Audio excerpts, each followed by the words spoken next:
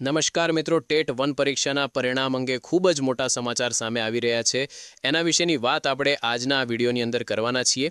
રાજ્ય પરીક્ષા બોર્ડ દ્વારા ટેટ 1 પરીક્ષાનું પરિણામ જે છે જાહેર કરી દેવામાં આવ્યું છે। તો આજના આ વિડીયોની અંદર આપણે પરિણામ વિશેની સંપૂર્ણ ચર્ચા વિગતવાર જે છે કરવાના છીએ।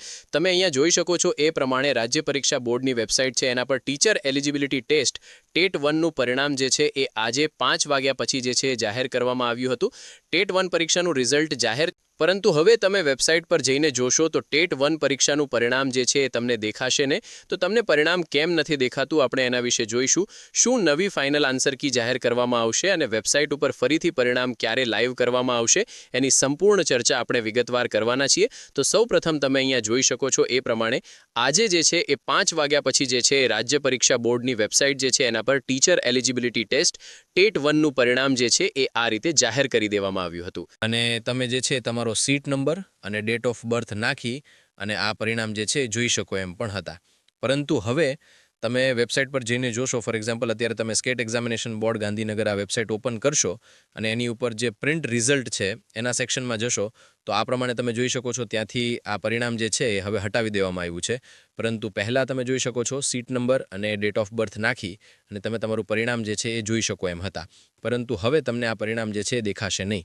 તો એનું મુખ્ય કારણ શું છે તમે જોઈ શકો છો એ પ્રમાણે મળતી માહિતી મુજબ ટેટ 1ની ફાઇનલ આન્સર કી આવ્યા બાદ હજુ પણ થોડા ઉમેદવારોને આન્સર કી મુજબ પ્રશ્નોના જવાબોમાં ક્ષતિ જણાતા ઉમેદવારે રાજ્ય પરીક્ષા બોર્ડ પાસે પ્રશ્નોના જવાબોની સુધારા માટે અધિકૃત પુરાવા સાથે લેખિત અને મૌખિક માગણીની રજૂઆતો મૂકે છે। એટલે કે રાજ્ય પરીક્ષા બોર્ડ દ્વારા જે ફાઇનલ આન્સર કી જાહેર કરવામાં આવી હતી એની અંદર પણ ઘણા બધા ઉમેદવારોને જે છે એ ખૂબ જ વાંધા હતા। તો એકવાર જે છે એ રાજ્ય પરીક્ષા બોર્ડે પરિણામ જે છે એ જાહેર કરી દીધું હતું, પરંતુ ઉમેદવારોને જે છે એ ઉગ્ર વિરોધ છે, લેખિત અને મૌખિક માગણીઓ છે। તો એના કારણે જે છે એ કમિટી બનાવવામાં આવી છે અને કમિટી દ્વારા જે છે એ 2-3 દિવસની અંદર જે છે એ રિપોર્ટ આપવામાં આવશે અને એના પછી જે છે એ પરિણામ જાહેર કરવામાં આવશે।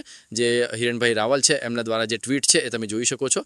ટેટ 1ના પરિણામ અંગે 2-3 દિવસમાં અપડેટ આવશે। પ્રશ્નો અંગે કમિટીના નિર્ણય પર આધાર, એટલે કે પ્રશ્નોની અંદર શું સુધારો વધારો થશે, નવી ફાઇનલ આન્સર કી આવશે, ફરીથી રિઝલ્ટ જે છે એ 2-3 દિવસની અંદર અપડેટ આવશે અને એના પછી જે છે એ રાજ્ય પરીક્ષા બોર્ડ દ્વારા બની શકે છે કે આનું આજ રિઝલ્ટ જે છે એ ફરીથી જાહેર કરવામાં આવે, અથવા તો જો નવી ફાઇનલ આન્સર કી જાહેર કરવામાં આવે તો જે છે સુધારેલું અપડેટેડ પરિણામ જે છે એ રાજ્ય પરીક્ષા બોર્ડ દ્વારા એની વેબસાઇટ પર જાહેર કરવામાં આવે। તો ટેટ 1 પરીક્ષાનું પરિણામ 2 થી 3 દિવસની અંદર જે છે એ જાહેર કરી દેવામાં આવશે। જે પણ પ્રશ્નો અંગે ઉમેદવારોને શંકા છે એ પ્રશ્નોના જે છે એ અંગે કમિટી દ્વારા નિર્ણય લેવામાં આવે છે અને એના આધાર પર જે છે એ નક્કી થશે કે નવી ફાઇનલ આન્સર કી આપવી કે જે છે ડાયરેક્ટ જે આ પરિણામ આજે જાહેર કર્યું હતું એનું એ જ પરિણામ જે છે એ ફરીથી જાહેર કરી દેવું। તો મિત્રો, આ હતો આજનો વિડીયો જેની અંદર આપણે ટેટ 1 પરીક્ષાના પરિણામ અંગે જે ખૂબ જ અગત્યની અપડેટ સામે આવી રહી હતી એના વિશેની માહિતી મેળવી છે। Thank you so much for watching.